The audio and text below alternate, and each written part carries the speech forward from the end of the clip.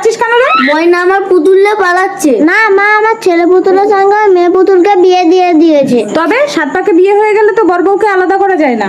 দাঁড়ান দাঁড়ান, বাবা, 7 পাক ঘুরে বিয়ে হয়ে গেলে যদি আলাদা করা না যায়, তাহলে পুতুল কোলে নিয়ে তো আপনার মেয়ের সাথেও আমার ছেলে 7 পাক ঘুরেছে। আমিও তাহলে ওকে ছেলের বউ করে বাড়ি নিয়ে চলে যাব। ওর পুতুল দিয়ে দে ময়না। না ও তো বিয়ে দিয়ে দিয়েছে। তুই একটা ছেলে পুতুলগুলো সকলে মেয়ে পুতুলগুলো কি বিয়ে করে নিয়ে নিবি? बात तो सही है। আমার ছেলে পুতুল এক কথাটা 10টা বিয়ে দেব, তোর কি রে?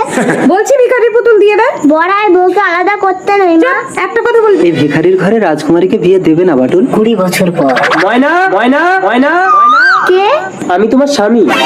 আমি আবার কবে বিয়ে করলাম? মনে আছে ময়না, ছোটবেলায় পুতুল খেলার ছলে আমি তোমাকে বিয়ে করেছিলাম? বাটুল, ঘরে চলো ময়না। দাঁড়াও দাঁড়াও দাঁড়াও।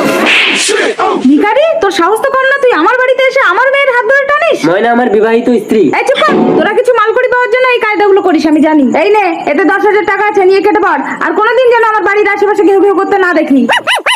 पिक्चर अभी बाकी है। কি গো, কারখানা থেকে বাড়ি চলে আসলে কেন? নতুন আইপিএস এসছে, আমাদের সমস্ত 2 নম্বর কারবারগুলো বন্ধ করে দিন। কি সর্বনাশ, তাহলে তো আমরা পথের ভিখারি হব। ঘুষ খাওয়া? একদম না, ঘুষের কথা বলে ডাইরেক্ট শুট করে দেন। দিদি মিষ্টি খান।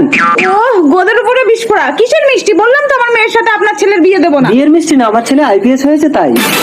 Heads up heads up heads up heads up. বাবা বাটুল, তুমি তোমার বউকে নিয়ে যাও, শুধু আমাদের 2 নম্বর কারবারগুলো বন্ধ করো না। হ্যাঁ ময়না, তোদের ছোটবেলায় বিয়ে হয়ে গেছে, আর বর বউকে আলাদা থাকতে নেই। No problem, come on darling. Plan successful.